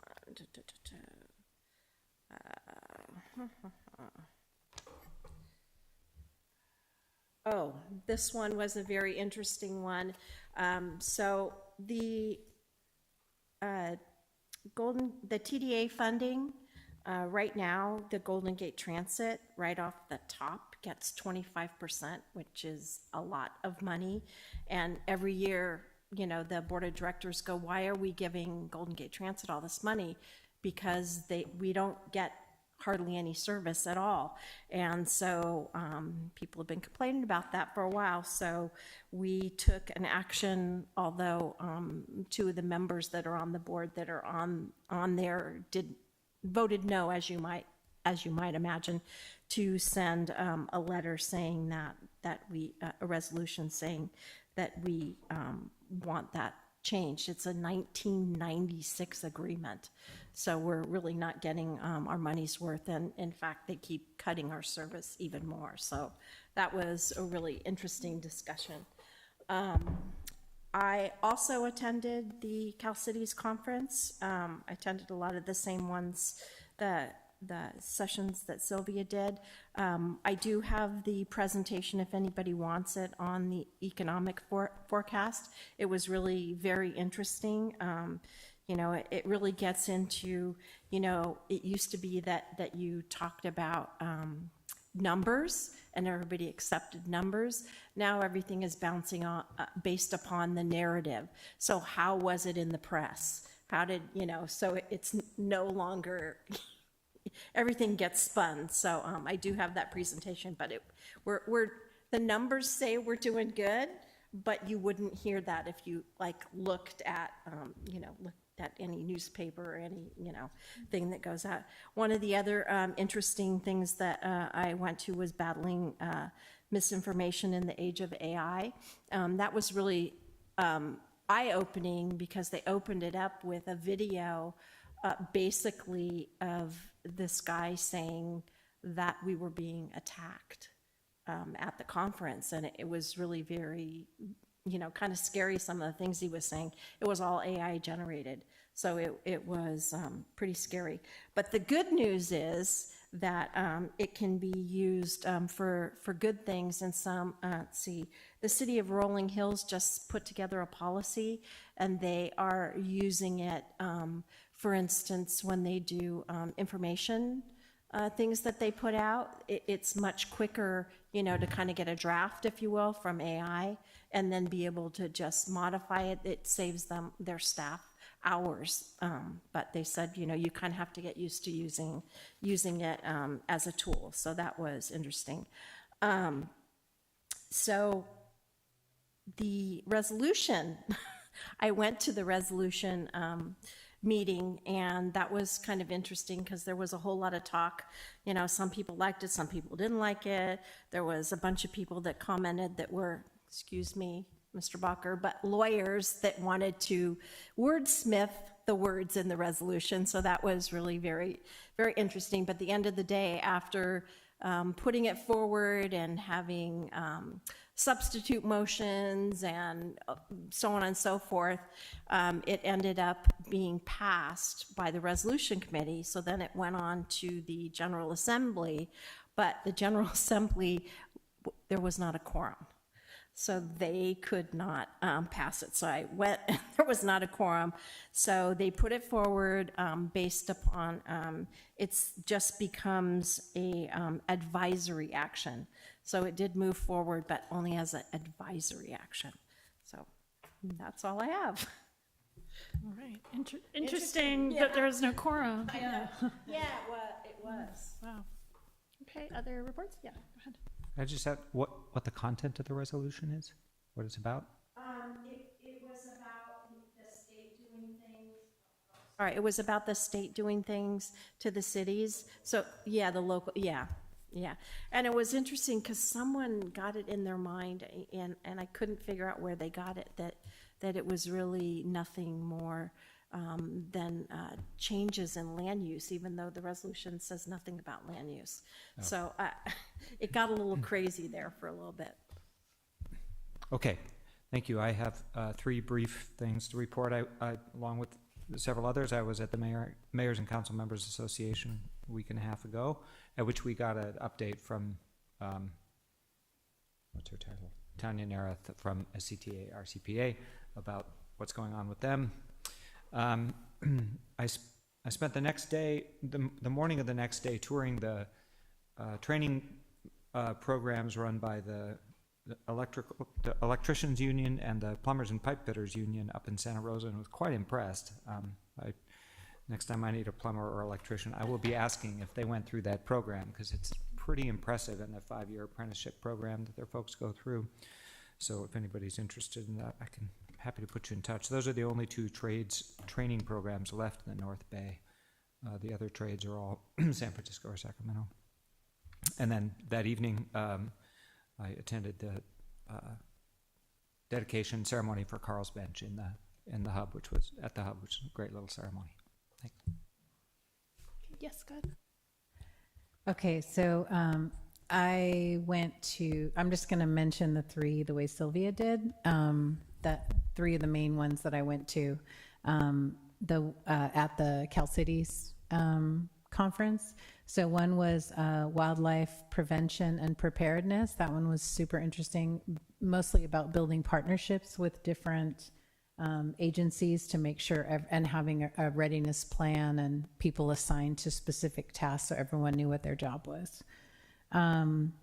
There was also the comprehensive update on evolving landscape of tenant protections. That was one of the legal issues areas, and that was really interesting as well. the senior mobile home park came up, which was pretty cool. So we talked about that. And then the one that I brought up a little bit before, which is it was called Building Vibrant Communities, Leveraging Partnerships for Fun and Engagement. So that idea of a Parks Foundation would come under the Community Council. It would be one of the organizations that the Community Council would serve, right? That would be part of it.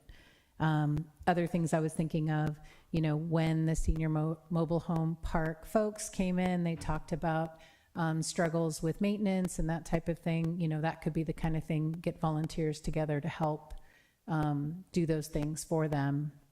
We talked about creek cleanup, a library, a warming, cooling center, maybe even transportation for disabled people. I mean, we could, it's the council is a function of what the interests and needs are of the community it serves.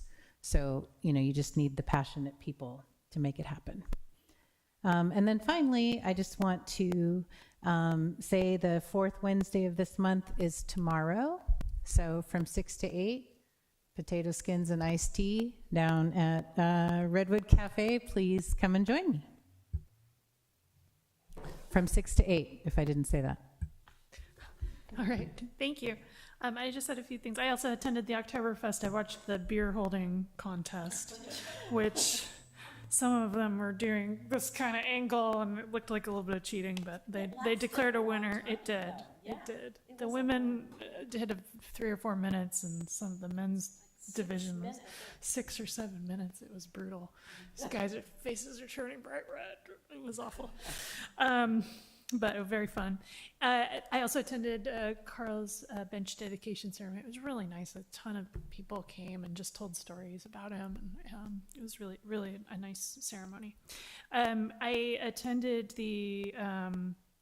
it's not called the Continuum of Care anymore, but I attended the homelessness group special meeting that they had on October 9th just to approve a prioritization list for funding for particular projects. It had already gone through several, staff level determinations, and so it was just coming to the board for approval in a special meeting, so I went to that. And then I attended the mayors and council members board meeting prior to the other meeting that everyone else spoke about. And our own Vice Mayor Ben Ford was selected along with Kevin McDonald to serve on the Measure O Oversight Committee during that board meeting. And then we also had a presentation from the we had a presentation about all things waste, central landfill expansion and Meekum Road mitigation project. They're going to turn the area next to the Sonoma County Wildlife Rescue into a mitigation bank. The airport closed landfill compost facility and the Windsor hazardous waste facility. So we kind of got an update on where all of that is at, and that to do the landfill expansion, they're going to need to amend the settlement agreement with all of us. So we might be hearing from them soon. So that was the first contact on that. That's all I had to report. All right, does anybody else have anything? Okay, yeah, go for it. I just wanted to ask about the police committee. What is the status of applicants, or when we're going to get together to review that? So we need to schedule that. We have 7 applications. So 5 positions, 7 applications, and we're going to schedule. I'll be reaching out soon to schedule a time for the subcommittee to start looking at that and hold interviews. Okay, great. Thank you. Yes, go ahead. Can I ask Mayor Sparks about that? So you said the airport compost facility, is that where they're trying to build a local compost facility again? Yes, and Susan might know more than I do about and this. what's the status of it? I'm just curious. As far as I know, we haven't gotten a report on it lately, but it's a new technology where it's enclosed in these, I don't know, tubes is probably not the right word, but it's enclosed, so it keeps people from complaining about the smell and all that, because it's all enclosed, and it's on some Sonoma County property. So, Right by the airport. right by the airport that they were not using. So it's kind of, the airport is, I guess, a good neighbor to have, even if there's a little bit. And they said, I can update you, they said it's gonna be an organic, certified organic facility. They're doing the 30% design now, and the fastest they could expect construction to begin would be maybe 18 months. Yeah. But having the property has been a stumbling block for years. Every time we found a site to put it, then the neighbors, went crazy. So this is nice that it's where it's at, and the county already owns the property, so that's nice. Okay, any other items or questions? All right, so next is our public comment on non-action agenda items. Can we open it to Zoom, please? No commenters on Zoom, Mayor Sparks. Thank Okay. you. Thank you. Is anyone in the chambers wishing to comment? No. Then I'll go back to Kevin. Was there any information received after the agenda was posted? There were two items. One was the amended minutes. Another was a public comment received this afternoon. Both were uploaded to the HTML agenda and available in print here in the chamber tonight. Thank you. All right, thank you very much. With that, we will adjourn the meeting.